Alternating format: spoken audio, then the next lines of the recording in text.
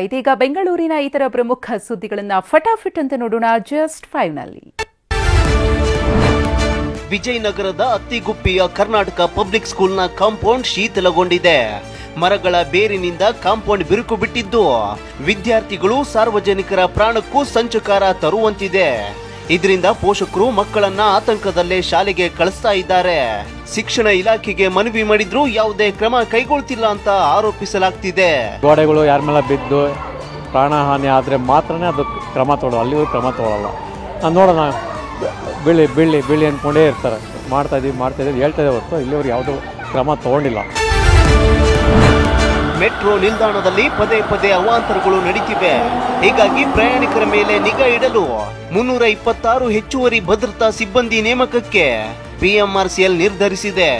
ಇನ್ನು ಮೆಟ್ರೋ ಹಳಿಗಳಿಗೆ ತಡೆಗೋಡೆ ಅಂದ್ರೆ ಪ್ಲಾಟ್ಫಾರ್ಮ್ ಸ್ಕ್ರೀನ್ ಡೋರ್ ಅಳವಡಿಸುತ್ತಿದ್ದು ಪ್ರಯಾಣಿಕರು ಸಂತಸಗೊಂಡಿದ್ದಾರೆ. ಇದರ ಜೊತೆಗೆ ಟಿಕೆಟ್ ಖರೀದಿ ಮಾಡದೆ ಪ್ರಯಾಣಿಸಿದ್ದವರಿಂದ ನೈಋತ್ಯ ರೈಲ್ವೆ 46.31 ಕೋಟಿ ದಂಡ ಸಂಗ್ರಹಿಸಿದೆ. ಕಳೆದ ಏಪ್ರಿಲ್ನಿಂದ ಡಿಸೆಂಬರ್ ವರೆಗೂ ಇಷ್ಟೊಂದು ಪ್ರಮಾಣದಲ್ಲಿ ದಂಡ ಕಲೆಕ್ಟ್ ಮಾಡಲಾಗಿದೆ.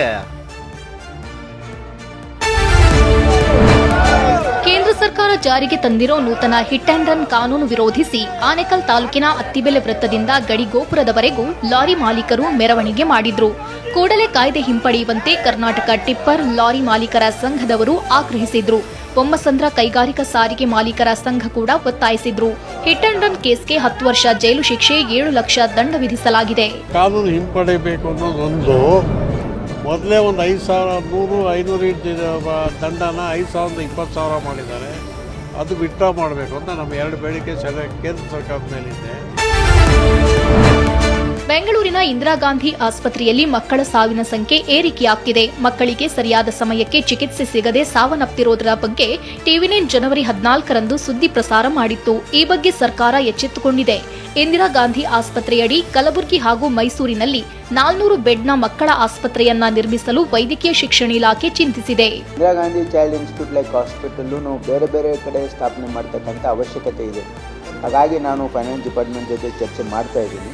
ಒಂದು ಕಲಬುರಗಿಯಲ್ಲಿ, ಒಂದು ಮೈಸೂರಲ್ಲಿ ಮಾಡಬೇಕು ಅಂತಕ್ಕಂಥದ್ದು ನನ್ನ ಒಂದು ಚಿಂತನೆ ಇದೆ. ಇಂದು ಕೆಆರ್ಪುರ ಆರ್ಟಿಒಗೆ ಸೇರಿದ ಫ್ಯಾನ್ಸಿ ನಂಬರ್ ಹರಾಜು ನಡೆಯಿತು.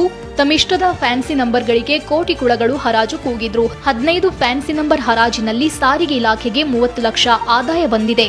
KA 53MM 9999 ನಂಬರ್ ಬರೋಬ್ಬರಿ 4.15 ಲಕ್ಷಕ್ಕೆ ಹರಾಜಾಗಿದೆ. 0006 ನಂಬರ್ ಅನ್ನ 1.05 ಲಕ್ಷಕ್ಕೆ ಬಿಡ್ ಮಾಡಲಾಯಿತು.